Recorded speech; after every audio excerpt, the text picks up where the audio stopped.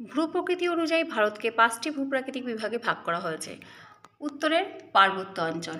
এই উত্তরের পার্বত্য অঞ্চল উত্তর পশ্চিমে জম্মু কাশ্মীরের নাঙ্গা পর্বত থেকে শুরু করে পূর্ব দিকে অরুণাচল প্রদেশের নামচা বারওয়া পর্যন্ত ধনুক আকারের আধখানা চাঁদের মতন অবস্থান করছে উত্তরের পার্বত্য অঞ্চল। পর্বতশ্রেণী আছে কারাকোরাম ও হিমালয় পর্বতশ্রেণী। হিমালয় পর্বতশ্রেণীকে 4টি সমান্তরাল শ্রেণীতে ভাগ করা হয়েছে: শিবালিক, হিমাচল, হিমাদ্রি ও টেথিস। উত্তরের পার্বত্য অঞ্চলের পরে আছে মধ্যভাগের সমভূমি অঞ্চল। উত্তরের নদীগঠিত সমভূমি অঞ্চলটি উত্তরে পার্বত্য অঞ্চল ও দক্ষিণে দাক্ষিণাত্য মালভূমির মধ্যভাগে অবস্থিত। এই সমভূমিটি আসামের পূর্ব থেকে পশ্চিমে বিহার, পাঞ্জাব, উত্তরপ্রদেশ, দিল্লি, হরিয়ানার মধ্য দিয়ে রাজস্থানের রাজ্যের পশ্চিমাংশ পর্যন্ত বিস্তৃত হয়েছে। ভূতত্ত্ববিদের মতে হিমালয় পর্বত সৃষ্টির সময় প্রবল চাপে গন্ডোয়ানা ল্যান্ডের উত্তর প্রান্ত নিচের দিকে বেঁকে গিয়ে উপত্যকা গঠিত হয়।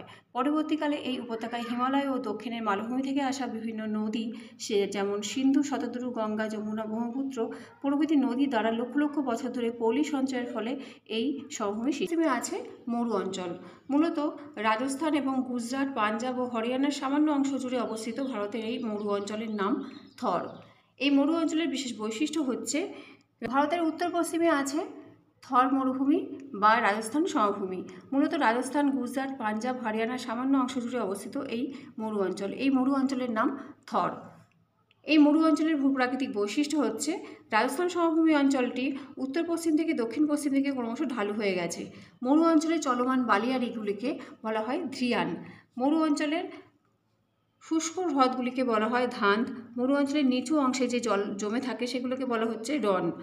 মরু অঞ্চলের লবণাক্ত হ্রদ হচ্ছে প্লেয়া। এখানকার গড় উচ্চতা 325 মিটার পূর্ব দিকে এবং পশ্চিম দিকে 150 মিটার। ভারতের পূর্ব দিকে আছে বঙ্গোপসাগর, পশ্চিমে আরব সাগর।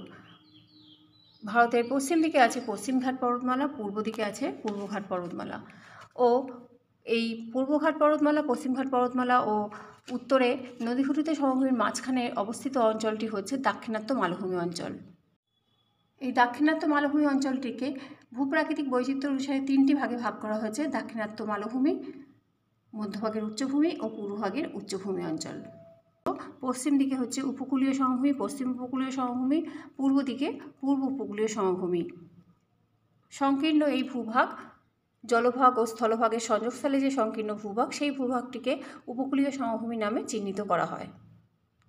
এছাড়াও আছে বঙ্গোপসাগরে দ্বীপ অঞ্চল, আন্দামান ও নিকোবর দ্বীপপুঞ্জ এবং আরব সাগরে আছে লাক্ষাদ্বীপ, মিনিকয়।